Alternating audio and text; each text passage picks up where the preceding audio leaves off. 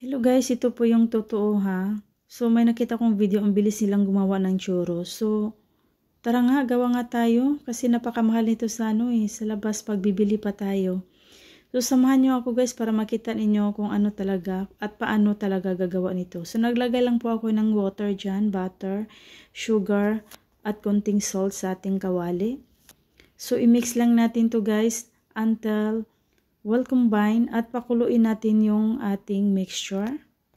Pag kumulo na, patayin ang apoy at ilagay natin yung ating all-purpose flour.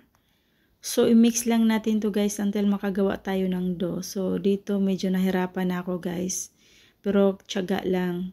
So ngayon nag-change na naman ako ng spatula para ma-mix ko ng maayos to at magkaroon tayo ng smooth dough.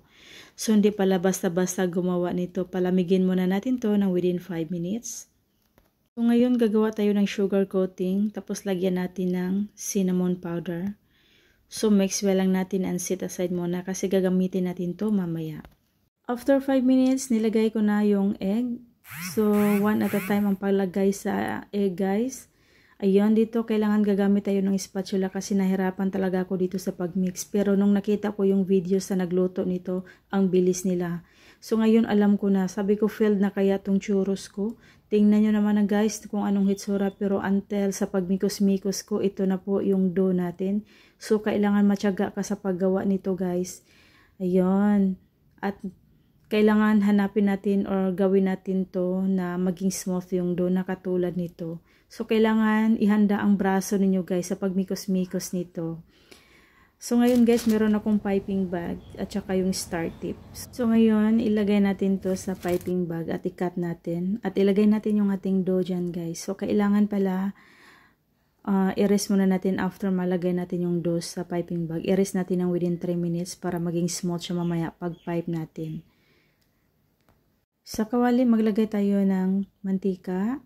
So, medium low heat lang po. At ngayon guys, napaka-smooth na niya na i-pipe. So, before na nagawa ko to guys, meron talagang fail na nangyari dyan. So, pag-pipe ko, kasi nga, hindi ko pinares ng within 3 minutes, ang tigas niya. Bali, hindi siya smooth na pag-pipe mo ba. So, kailangan talaga i-rest yung ating dough before natin i-fry. So, yun na guys, ang ating churros. So, akala ko failed na, pero nakita ko sa mga video, ang bilis nilang gumawa. Pero pag ikaw ang gagawa, talagang maranasan mo kung gaano pala kahirap gawin. So, hindi naman siya masyadong mahirap, pero nahirapan ako sa pagmix at saka sa pagpipe. So, anyway, successful naman kasi nga matyaga tayo at ito na po yung ating churros. So, ilagay natin yung ating sugar coating. At i-mix lang natin until mag-coat lahat yung ating churros sa sugar with cinnamons. And this is it guys, ang ating finished product na churros. So, hindi na po tayo bibili kasi nga nakagawa na po tayo. Thank you for watching. God bless!